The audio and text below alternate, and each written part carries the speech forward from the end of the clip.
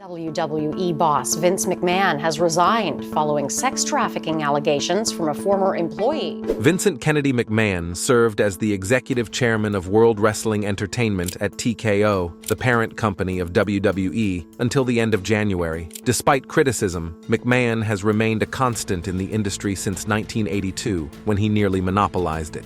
McMahon is said to have amassed a large number of controversies in his past in order to develop his business, including the carelessness that led to the death of a wrestler by the name of Owen Hart. Welcome to True Crime. Let's get started. Vince McMahon has been involved in mistreating people of color, giving his wrestlers illegal antibiotic steroids, which led to a high-profile legal case, and, most recently, allegations of sexual abuse and trafficking an employee around his own company. A court ruling regarding McMahon's $3 million unreported payment to a former employee with whom he is allegedly having an affair was revealed to the Wall Street Journal on June 15, 2022. Just 2 days later, on June 17th, he resigned as WWE chairman and CEO as a result of this secret payout. McMahon used WWE's slogan in front of a live audience on Friday night's SmackDown to demonstrate how unmoved by these accusations he was. McMahon took to Twitter on July 22nd to announce his retirement.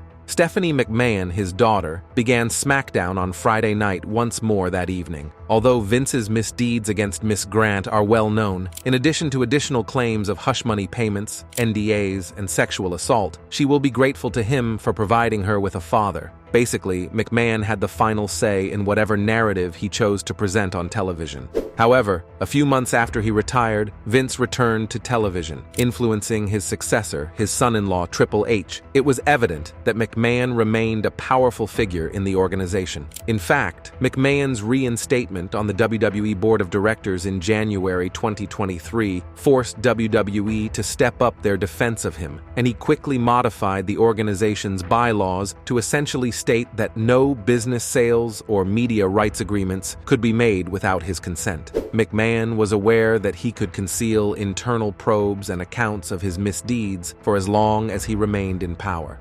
Vincent McMahon's allegations. In addition to serving as the company's CEO, booker, and sole proprietor in 1992, Vince McMahon was also its promoter, which required him to appear on radio, television, and in newspaper interviews. At the time, the WWF was the World Wrestling Federation. February 1992 saw one of the first accusations made against McMahon. Although he didn't physically harm anyone, McMahon knowingly and purposefully enabled child abuse. Mel Phillips, the ring announcer and member of the ring crew, Pat Patterson, the head of wrestling operations, Terry Garvin, McMahon's right-hand man, made up the squad. According to the accusations, Phillips was able to utilize his position as a casting couch to groom young ring boys for sexual acts, and Patterson and Garvin were involved in this culture with wrestlers and other staff members. Each of the three submitted their resignation. Even though McMahon filed a defamation lawsuit against Mushnick and the Post a year later, claiming that other passages in the same piece were also defamatory, they never refuted his version of events or his similar chat with Dave Meltzer, the editor of the Wrestling Observer newsletter. Business Insider reached out to WWE lawyer Jerry McDevitt in 2020 regarding a piece about the ring boy abuse incident, but McDevitt disregarded any inquiries regarding McMahon's conversations with Mushnick and Meltzer. 1992. Rita Chatterton discloses that she was raped by McMahon in 1986. Vince McMahon was not implicated in the Titangate charges, at least not at first, but that changed on April 6th. That was the year that Geraldo Rivera, the host and producer of Now It Can Be Told, reported on former referee Rita Chatterton's accusations that McMahon had sexually assaulted her in a limousine in 1986. A week later, on Geraldo Rivera's talk program, she gave a far more thorough description. Chatterton claims that after meeting McMahon in his limousine, she was fired because he had previously specified a rule preventing her from associating with co-workers. McMahon would sue Chatterton as well as Rivera and his accomplices in February 1993, but he would later dismiss the complaint after a year. For the following 30 years, Chatterton remained silent about the accusations. 30 years after Titangate, Rita Chatterton came forward once again. Following the first Wall Street Journal piece in June 2022 regarding McMahon's settlement of sexual misconduct allegations, what was more noteworthy, though, was that Chatterton now had the backing of Leonard Mario Mancini Inzitari, a contemporaneous outrage witness who attended the same wrestling school as her. As they shared a joint in an Albany, New York parking lot in December 2022, John Greg Valentine Wisniewski Jr. told the Wall Street Journal that Chatterton had also told him. Valentine rejected the contemporaneous outrage, even though he did not believe the allegation, offering questionable justification. According to the same journal article from November 3rd, McMahon committed not to pay Chatterton's attorney when she filed a demand letter for $11.75 million.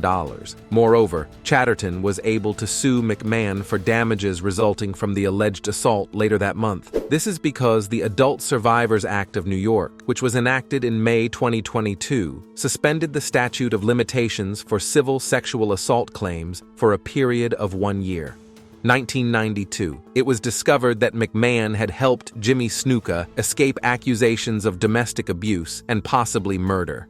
The top babyface in the WWF at the time, Superfly Jimmy Snuka, was detained in January 1983 on suspicion of beating his fiancée, Nancy Argentino, and several responding law enforcement officers. The arrest happened not far from Syracuse, New York. Records uncovered by MEL magazine in 2020 showed that, despite reports at the time indicating he had entered a guilty plea for harassment, he had actually entered a plea of outright assault in the 3rd degree. Argentino passed away in Whitehall on May 11th due to a fractured skull. Over the following 37 years, the story would fluctuate, but the following points, all of which are detailed in the previously referenced ML article, can't really be contested anymore. Regardless of the version of events he gave, Snuka never stated that anyone else was present, and the coroner declared the incident to be a homicide.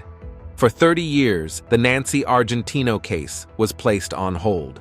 The autopsy results were inconclusive, and Snuka never offered an explanation for why he thought someone else killed Argentina. After his second interview with Whitehall police, the investigation came to an end. McMahon joined Snuka there, and the investigating officer's report contained no recollections of anything that was mentioned, in contrast to all the previous interviews in the case. The prosecutor's office misled the Argentino family attorney a year later, claiming Nancy's death was officially declared an accident. Apart from a brief mention in the local Allentown Morning Call newspaper on the case's 1-year anniversary, the case was not covered again until Penthouse and the Village Voice commissioned pieces on the 1992 scandals that also included a revisit to the case. And that's what started the process of Snuka's indictment. However, the lawsuit was dropped a few days before he passed away in 2017, since it was determined that he was not able to stand trial the previous year.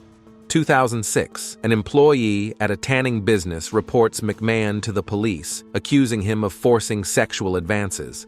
More than 10 years passed after Titangate, until Vince McMahon was once more accused of sexual misbehavior, this time during the 2006 Royal Rumble weekend. In preparation for one of the biggest events of the year, McMahon visited Tanzabar, a local tanning facility, when he was in Boca Raton, Florida, where he had a seasonal house. In a police report, the clerk said that McMahon showed her his nude pictures of himself without asking, and then forcefully touched her. She claimed McMahon informed her he was only trying to have some fun after she was able to escape. A few days after the story was published, Linda, Vince's wife, told the Palm Beach Post that the accusations were totally bizarre, and their daughter Stephanie confirmed Vince's frequent attendance at Tanzabar. The report disappeared for a dozen years, following a follow-up by the South Florida Sun-Sentinel on McMahon's lack of charges a month later. The story was brought back to life in January 2018, after the Daily Beast uncovered the original report and disclosed that the police believed McMahon should face charges. Less than 2 weeks later, remarks from an eyewitness listed in the police report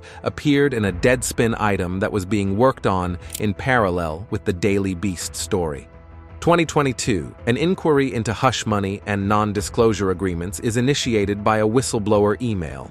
The biggest story in wrestling news for 2022 began on June 15th when the Wall Street Journal revealed that the WWE Board of Directors was investigating a $3 million settlement that Vince McMahon paid a former subordinate months earlier. The investigation began in April after the board received a series of anonymous emails from a person saying to be a close companion of the woman in question, a paralegal who worked for WWE, and it turned up more settlements with other women. The emails claimed that once the paralegal began engaging in a sexual relationship with McMahon, she was given a 100% rise, going from $100,000 to $200,000. According to the emails, Vince gave her like a toy to John Laurinaitis, the then head of talent relations, and consequently became his assistant. From there, the letters claimed things got worse. Some of the journal's follow-up reporting included more information regarding the paralegal's circumstances. Without ever applying, she apparently met McMahon in the condo complex where they both had units, and she went on to work as a WWE legal assistant.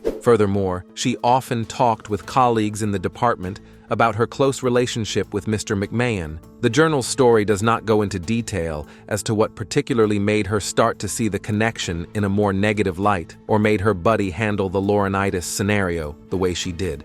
Janelle Grant sues the WWE, Laurinaitis, and McMahon.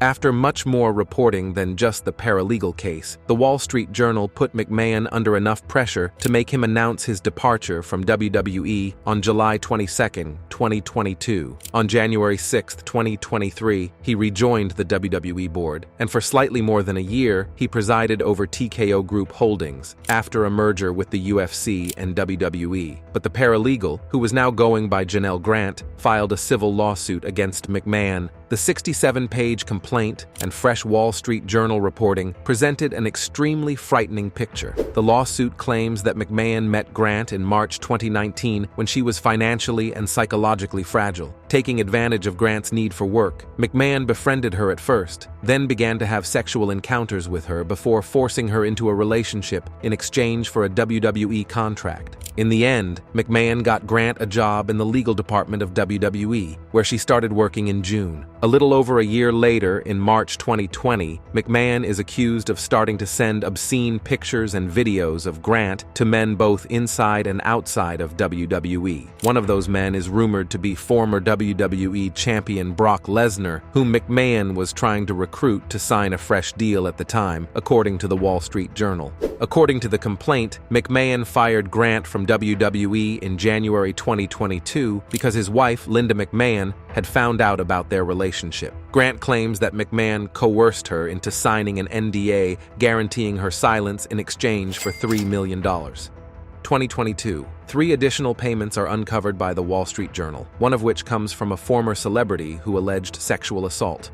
The second Wall Street Journal piece, which was published on July 8, 2022, described McMahon's purported actions in an even more negative light. It was discovered that the entire amount of 3 further settlements he made with former subordinates that the board's investigation turned up over $12 million, with one of those agreements worth $7.5 million, making up the majority of the total. The journal said that the woman who received the compensation was a former wrestler who alleged that Mr. McMahon coerced her into giving him oral sex and then demoted her, and ultimately declined to renew her contract in 2005 after she resisted further sexual encounters. It is the only settlement that the board's investigation is said to have unearthed, but when the wrestler was fired in 2005, the payment never appeared again. The $7.5 million payment in exchange for a non-disclosure agreement was arranged in 2018 after the wrestler and her attorney contacted McMahon. That would put it just after the New York Times and New Yorker stories about Harvey Weinstein's misbehavior caused the Not Me Too campaign to take off. According to a Fanbyte article from August 2022, the Times started looking into McMahon around the same time. However, they stopped cooperating when the women who were initially contacted felt that the reporter wasn't knowledgeable enough about wrestling to build the required trust. The article that claimed the wrestler had been coerced went on.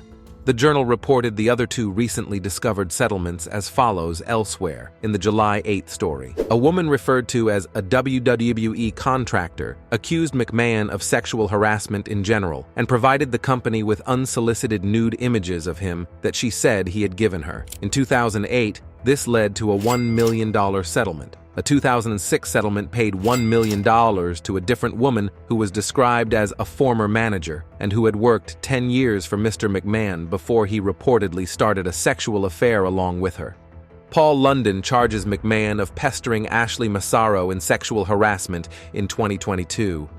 Ashley Massaro, the 2019 WWE Diva Search winner who committed herself, was mentioned in the Vince McMahon 2022 news cycle. Paul London, her former lover, specifically charged McMahon with aggressively chasing her throughout her time working for him in the WWE. In July 2022, London said to Rene Dupree on his Café de Rene podcast, "I do remember, specifically, many times when she would be crying to me because Vince was propositioning her to fly on the jet with them. Kevin Dunn, Bucktooth Bucky, would be telling her that she has to fly on the jet with them. Every now and then, they'd always put the divas up at like the TV hotel or whatever. He'd be knocking on her door and trying to get her to answer. I'm shocked this Vince stuff is just now coming out," London said. "I haven't looked up on a lot of it, but I'm surprised it hasn't come out within the last 10 years. But that just goes to show how afraid people are of the power dynamic where they're so fearful of losing their job. What does that say about you if you're protecting this 90-year-old fucking corpse